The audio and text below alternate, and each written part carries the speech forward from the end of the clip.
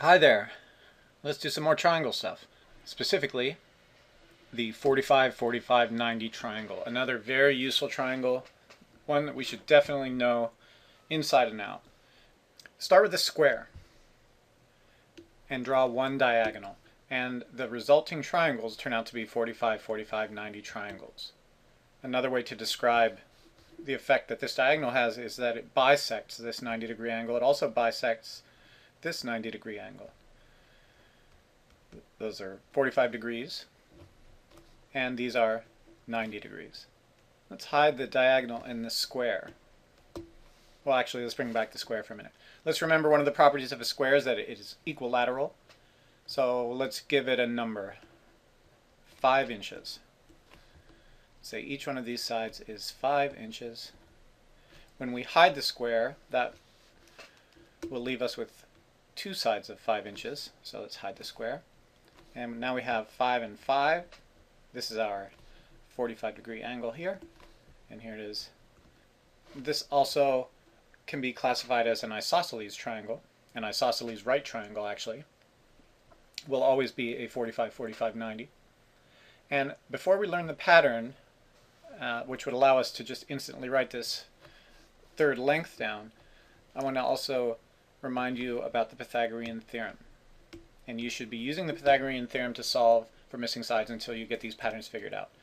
So let's do that.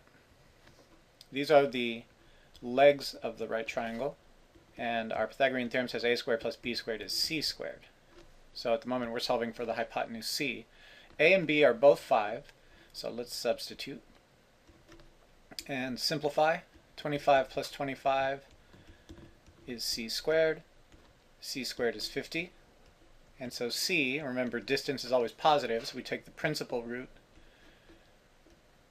square root of 50, which is the correct answer. Let's simplify this radical. I'm going to move over here.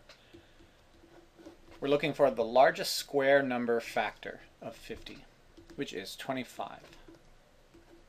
And then we bring out the square root of 25, and we get our 5 root 2 as our distance for the hypotenuse of this 45, 45, 90. So let's look at this ratio again and try to develop a pattern and a shortcut. If we're given one of the legs of a 45, 45, 90, and those can also be signified with notations. Instead of 45-degree angles, if you see two congruent angles and a 90, this will always be a 45, 45, 90. And if one leg is x, it will also be isosceles. And you could maybe remember base angles of an isosceles. If those are congruent, then the opposite sides are congruent. And the longest side, the hypotenuse, is always the leg times root 2. I think that's the easiest version to remember. The other possible given information would be, okay, we have our congruent 45s and we have a 90, but now we're given the hypotenuse as x. So we would apply the inverse operation, which would be to divide by the square root of 2 to get the length of the legs. Never leave radicals in your denominator, so let's rationalize. Would be the length if we were given hypotenuse x, and so the other leg would also be x root 2 over 2.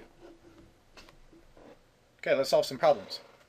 Can you remember the pattern we just looked at? If we are given a 45, 45, 90, one leg is x, the other one is x, the third one is x root 2. For this problem, again, we are given a 45, 45, 90, and one leg is 3, the other is 3, and the hypotenuse is 3 root 2. All right, here's another one. If it is an isosceles right triangle, it will be a 45, 45, 90. If base angles are congruent, the opposite sides are congruent, so the other leg would be 4 root 2. And when we get the hypotenuse, we multiply the leg length by root 2, which gives us 4 times 2, which is 8. And here's our last example. In this case, we are given a 45, 45, 90 again, but now we're given the hypotenuse, which is probably the harder situation to work with. Each leg will be the hypotenuse divided by root 2. And I'll rationalize this one and use that answer over here. So let's multiply by root 2 over root 2, and we get 15 root 2 over 2, and that's as simplified as we're going to get it. So that will be the length of this leg as well. Thanks for watching. Keep practicing.